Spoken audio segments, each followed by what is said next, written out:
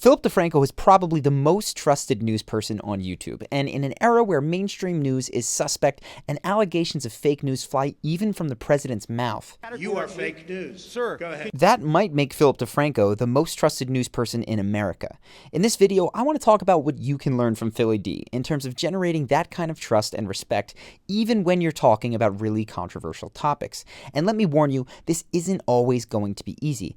But as Phil says, let's just jump into it. First is the issue of bias. In news, many on the right and the left go to great lengths to portray themselves as unbiased, which is what you may do in your own life when you're trying to be persuasive, whether it's to win a political argument or just to get someone to go to the restaurant that you like. Instead, look at what Phil does. 2015, the FCC identified internet services as a common carrier, as a regulatory designation known as Title II, which essentially means that it's a utility. But now there's a new FCC chairman saying he wants to reverse the mistake of Title II, reclassify it as a Title I. Before we move forward, just so you know where I stand on this, I believe that it should remain Title II, that it should remain as a utility. We need a free and open internet. Not standing by a free and open internet, one that is seen by the FCC as a utility, is pro-monopoly. It's anti-business, and it's disgusting to me that this is even a possibility. But that's my opinion. Back to the story. Pi makes this proposal. Phil clearly delineates between the facts of a story and his own opinion.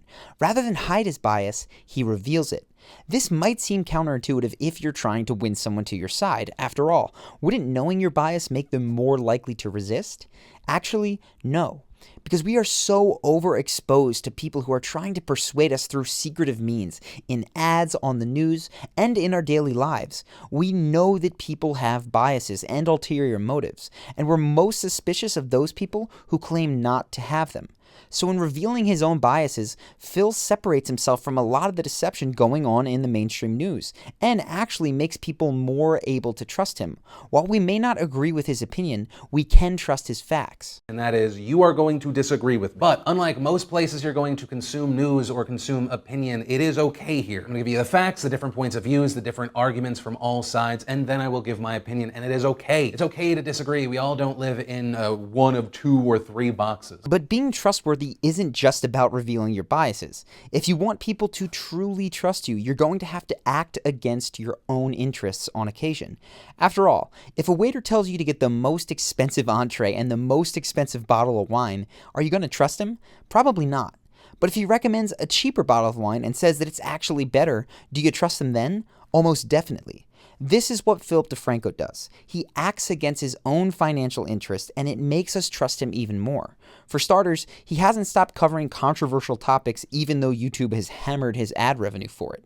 He also stopped all ads on what would become his second most popular video ever because he didn't want to use the situation to make money off of child abuse, which was a topic in that video. Today's video, I've removed all advertising. I have rescheduled a sponsor that was originally scheduled today, and that's because I don't want to talk about a story today and have it in any way seem like I'm exploiting the situation. The situation deals with children, and I know that one of the arguments is going to be you're trying to exploit my children. I need to pull the advertising for this video because the story is far more important. So that said, let's jump into it. And when launching his own news channel, Phil turned down offers from major networks in favor of a crowd-funded subscription model. He may have made more money, in fact likely would have, with those major networks, but he would have lost creative control. I want to do it independently to make sure no corporate interests can manipulate and control how the news is presented. Being forced to talk about a topic or not being able to talk about a topic or having to push some sort of agenda. Those strings can't be there if I truly want to create this. And I say that having been offered to be a part of something much bigger than what I'm doing now, to build someone else's property or to even go with my vision but still be able to be controlled. So if you want a tip that sounds like it might hurt you but will ultimately give you a better life and make you more trustworthy,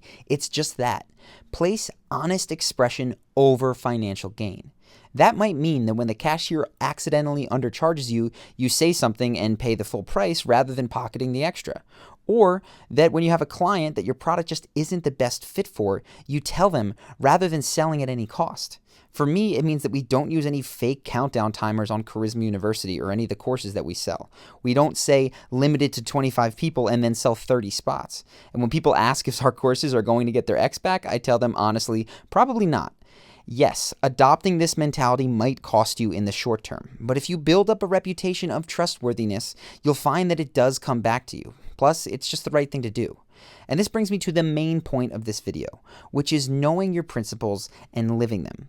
Phil DeFranco is going to be an even bigger force to be reckoned with because he lives by his principles. Whereas brands like Pepsi pay lip service to the ideas like join the conversation,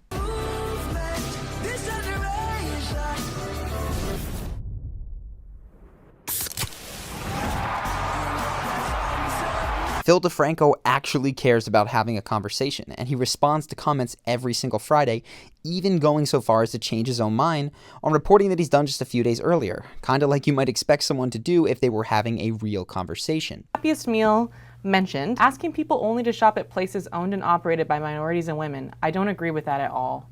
Refusing to patronize a business because of their gender or race is either sexist, racist, or both, even if the gender is male and the race is white. That's a good argument. That's actually a fantastic point that I didn't think of myself. Off the top of my head, I don't know how to argue against that point, because if this is something that you supported, let me know in the comments how you think it's not the negative thing that was just thrown out there. I'd love to know. Phil also rips different news outlets for not doing the appropriate research. For instance, when PewDiePie was accused ridiculously of being a Nazi sympathizer, Phil bashed Wired for not taking the context of Felix's jokes into account. Do your research. I'm a guy on the internet. You're supposed to be a journalist. And so to these mainstream outlets that are trying to cover this, I want you to know you're overextending, you're looking silly, and you are just adding to the conversation of why you should not be trusted. Yes, there are racist organizations that do like PewDiePie, but also if you go through those sites on your research, you'll find there are a lot of people that do not like him. And there are going to be more people that don't like him because he even issued somewhat of an apology. And much like you, but to a different capacity, they are seeing what they want to see out of his content. But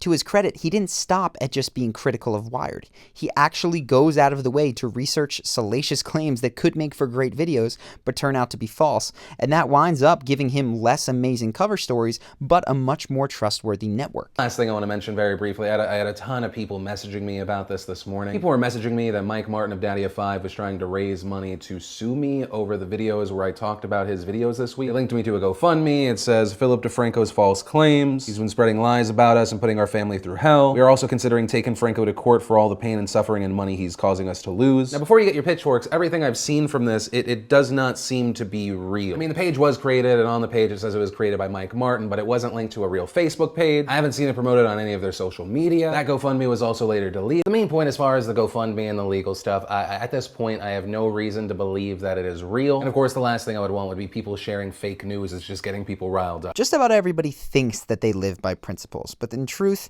very few do, because there is a price to be paid when you live by your principles. If you value dialogue, you need to be open to changing your mind by talking with someone that you really might not like.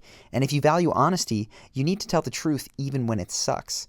Most people instead adjust their principles to fit their desires. They convince themselves that it's okay to lie in such and such a context, or that whatever group they disagree with doesn't really deserve to have the free speech protections, as was the case in the Berkeley protests, where people like Milo Yiannopoulos and Ann Coulter were effectively barred from speaking due to violence. Here's what Phil had to say about that situation. Shock you, while I do not like what Ann Coulter says, I think that she should have the right to say it. Suppression of free speech is not a win, whether it be against your friend or an enemy. If someone has a flawed or horrible argument, let them air it out so the world can know how stupid they are. I can never support people that cheer because someone's not able to say something because they were literally scared for their lives. Anyone who cheers on the suppression of free speech, whether it be something you agree with or something you don't, you are no friend of mine. Again, the point is that living in a principled way has a cost. So I encourage you right now to think about the principles that you'd like to live by, the person you'd like to be, and ask yourself what it is going to cost you